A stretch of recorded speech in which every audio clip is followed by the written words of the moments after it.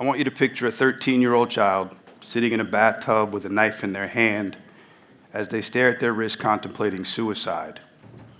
This child is overwhelmed with pain and fear, and all they want is for the pain to stop. But they don't know how to cope with and communicate these emotions, so the only thing they think they can control is whether they live or die, because dying seems easier than living with their emotional suffering. That 13-year-old child that I asked you to picture, that was me.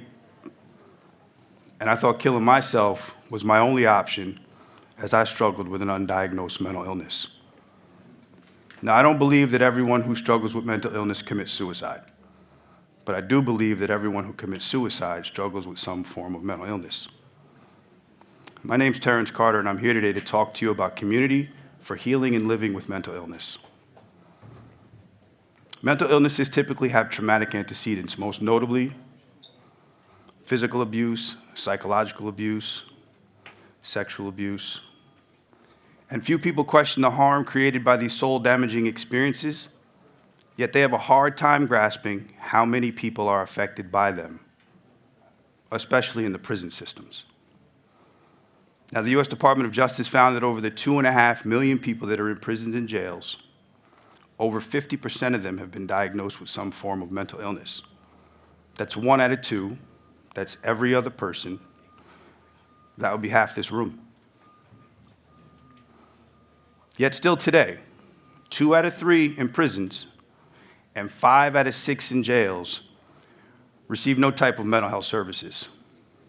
It's not a wonder why the recidivism rate is higher for the mental health population. Now, the disconnect is stigma.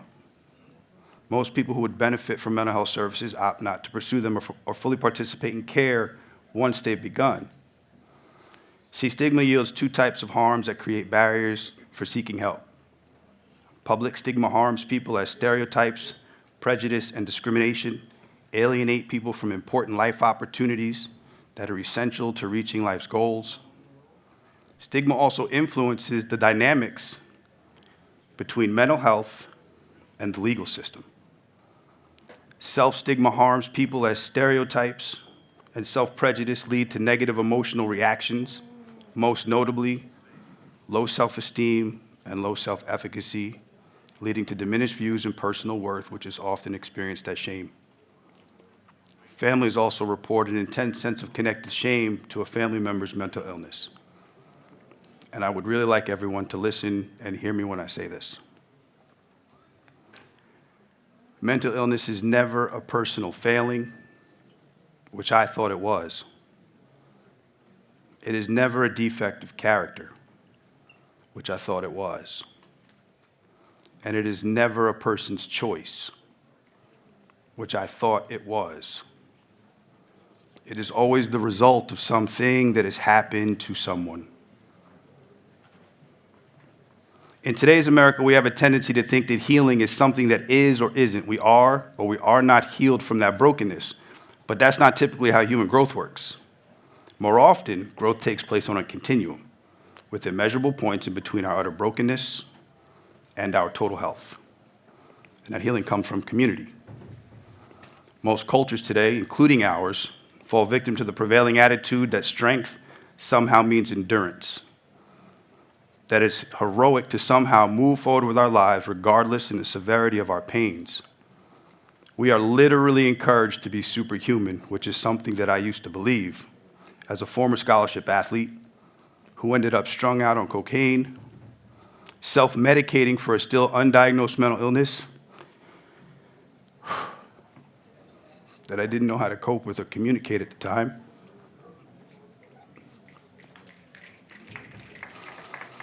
I had a nervous breakdown at 20 years old in 1995, and I lost my scholarship. So I can personally attest to how these cultural beliefs do a great injustice to the individual, to our families, and our communities. When we try to move forward with our lives without first confronting our issues, the hurt only becomes more severe, more entrenched, and more chronic.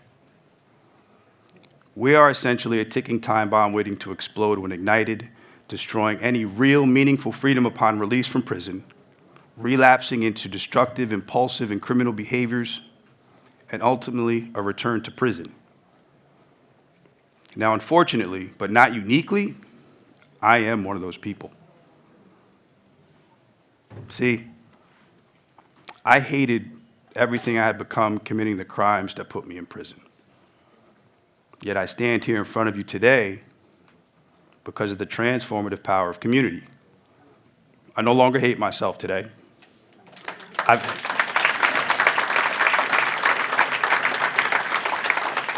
I've even started to learn to like myself, and maybe one day I'll learn to love myself too, but I'm a work in progress.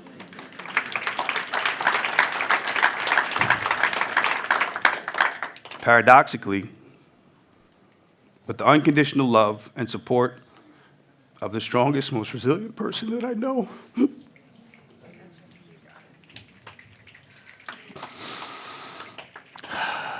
my mom, Cheryl, who's been by my side through my darkest times. Thank you, Mom.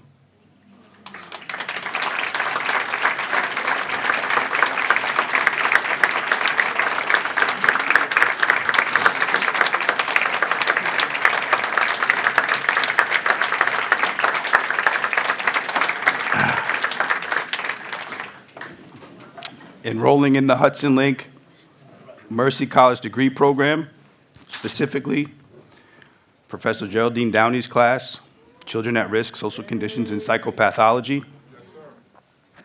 and with the help of a licensed clinical social worker, Ms. Winnie Cantor Abreu, who I've met with for the last 4 or 5 years, every 2 weeks for about a half hour, which isn't the norm, as she's helped me do the painful work in psychotherapy in conjunction with my medications. See, it never occurred to me that the feelings of shame that I can't really ever remember living without would be reflected in my maladaptive development. I just thought they were things that happened. I just thought my father murdering my stepmother when I was 17 was a thing that happened. But I was ignorant to my development, as my mental illness makes it difficult to make space for self-development. Yet, my education has transformed me from powerless to empowered. How about that?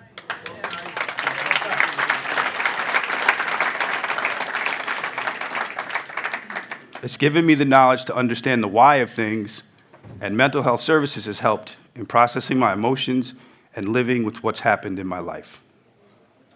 So, almost 30 years later, I've been given hope. No longer a dream deferred, I stand here in front of you today as the Hudson Link Mercy College class of 2022 valedictorian.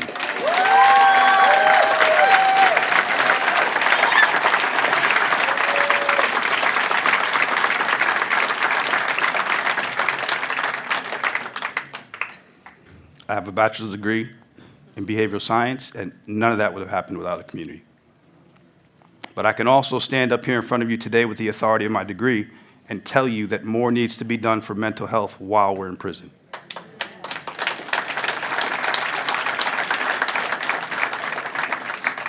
There needs to be a way for family to participate in care while we're in prison.